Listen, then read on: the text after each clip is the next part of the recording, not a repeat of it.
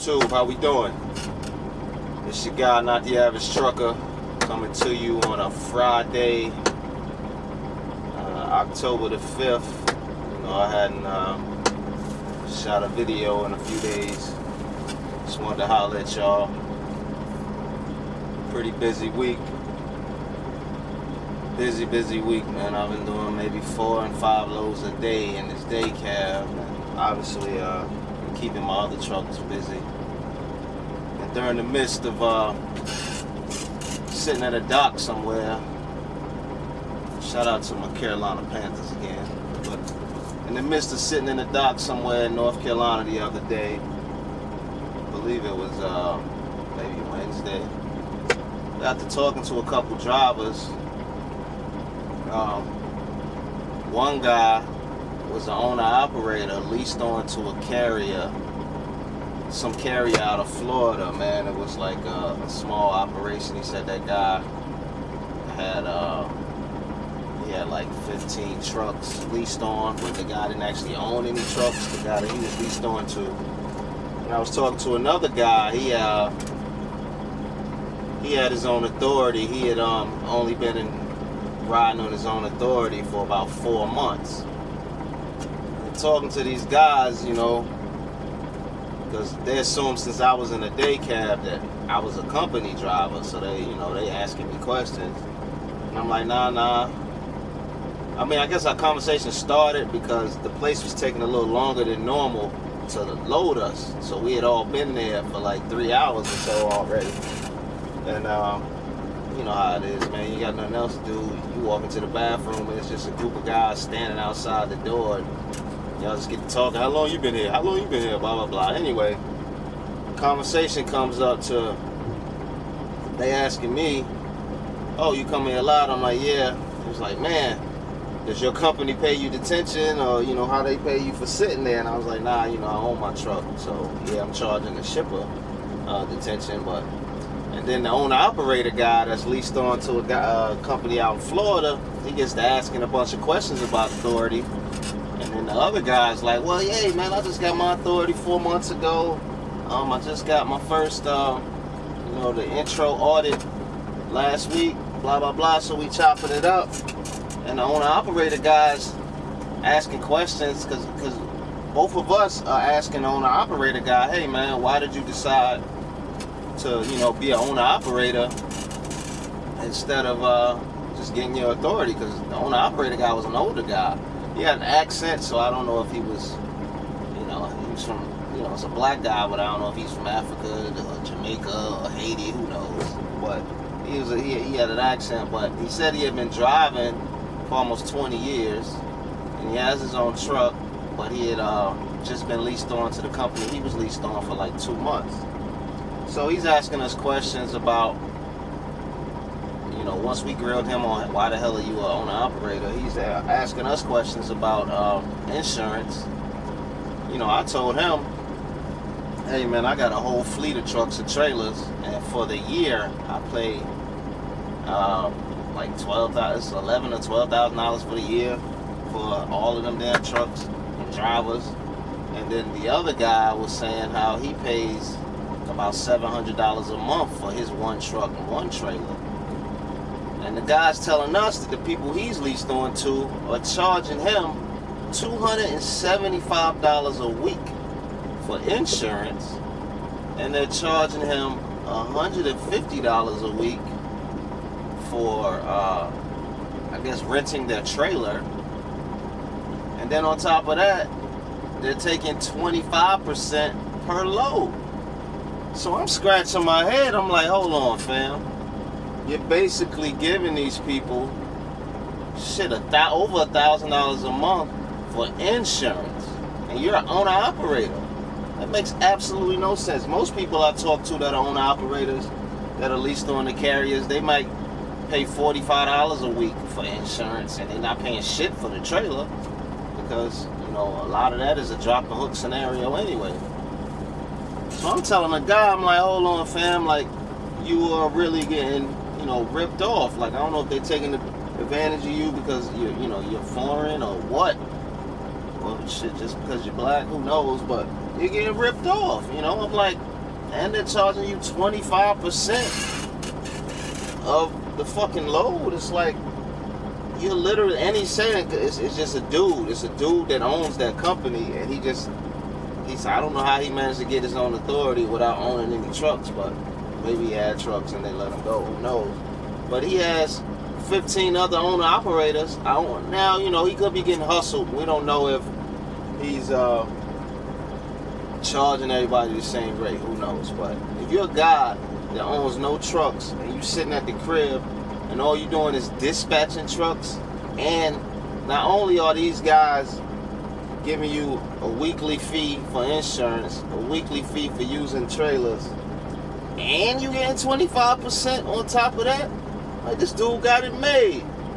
Like, wow, like, my conscience wouldn't allow me to do that to somebody. There's no way in hell you got 15 trucks on your insurance, 15 drivers, that is costing you $1,000 a month per person.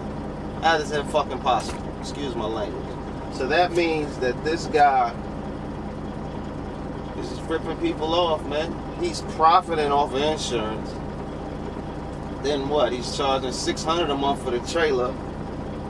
He's profiting off of the trailer. And then he's charging a whopping 25% per load. And mind you, this guy was in North Carolina picking up a load to take to Orlando, Florida. So that the load he was picking up is like $1,800. Shit, like, just do the math. I mean, I don't have a calculator in front of me, but shit, 10% of 1,800 is 180. So that means 20% would be 360, and then you add another 90 to that. So it's like, dude, you giving away $400 for this load, over $400 for this load, plus them other fees. And this guy says he runs 7 days a week. So it's like 7 days a week, you giving this man buku bank, plus you still got these other incidentals. It's like, man, and the other guy's telling him, hey, man, I got my truck with he said he had worked for like night transportation for a while. Then he bought his own little truck, and he just been out there. He got his own authority, and he just running local stuff. He's like, I only got 4 months in. He only had been using one broker at a time. And I'm telling him that one broker you're using is whack. But hey, at least you out there doing your own thing. He's home every day. He said, he's profiting like $2,500 a week. Hey, that's good for you. He stepped out there, he did his own thing. And, he's in charge of his own destiny.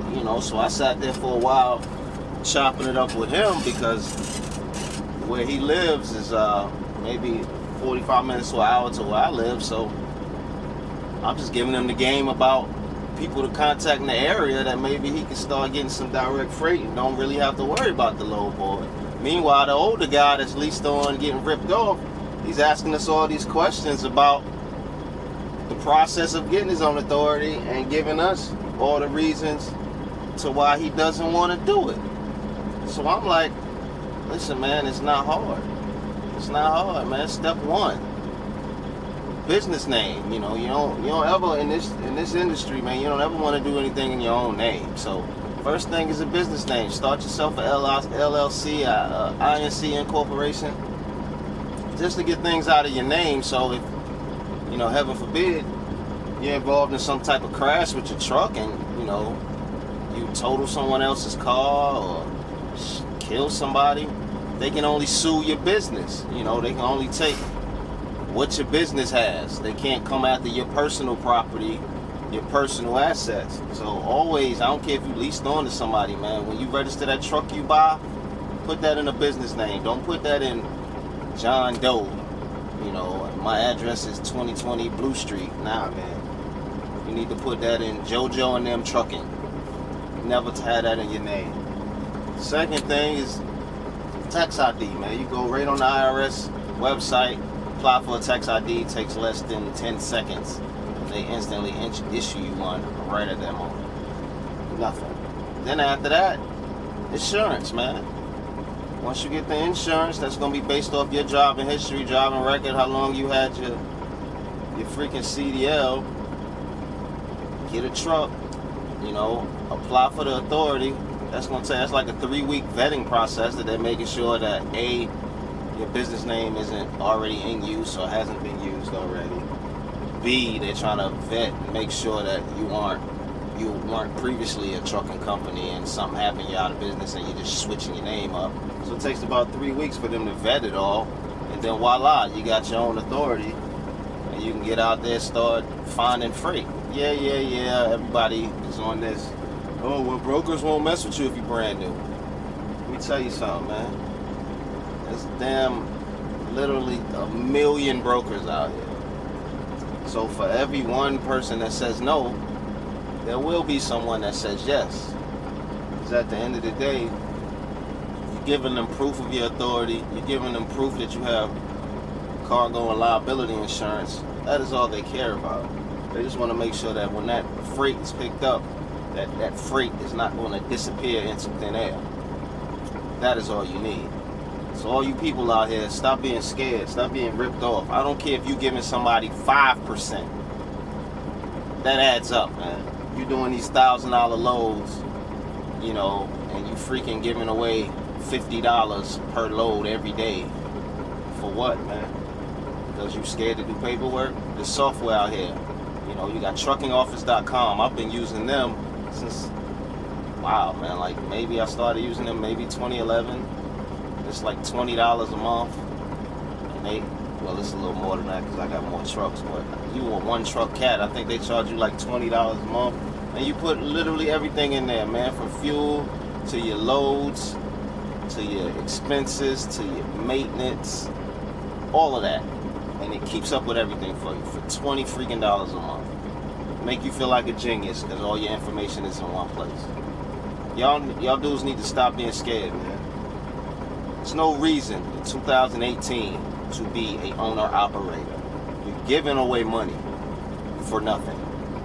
Start out simple, man. You could buy yourself a cheap truck, man. Spend 15 grand on a cheap truck. You'll make that 15 grand back 2-3 months. If you run hard, you make that back your first month. Then go out here, you might spend another 7-8 grand on a trailer. Or if you really don't care, you can get a little straight old spring ride trailer for 5 stacks. You make that back in no time. And then as your clientele grows, as you work a little more, you get more money. Pardon me.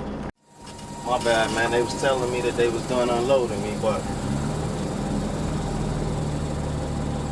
pull away from the dock, man, and slide my tandem back. But anyway, man, I just wanted to say, just to wrap it up, because I gotta get out of here, but listen, man, 2018, there's zero reason to be a freaking owner-operator leased on to some major carrier, small carrier, anything, man. Y'all gotta get out here and do this thing yourself, man. Absolutely nothing to be afraid of. Because that, like I said in a previous video, the hardest part is getting your own truck. So you got the same risk being an owner-operator leased on to somebody as you do as being somebody with their own authority. Only difference is when you got your own authority, 100% of them funds is going to you. This your guy, not the average trucker. Stop being easy. Yo, man, that leased on scenario, giving away 5, 10, 20%, that's for the birds, man. Y'all dudes stop being birds. Hit me up, man. Likes, subscribe, follow. I'm on Twitter at NOTAVGE Trucker. And I'm on Instagram, Trucker Not Your Average. Holla at me.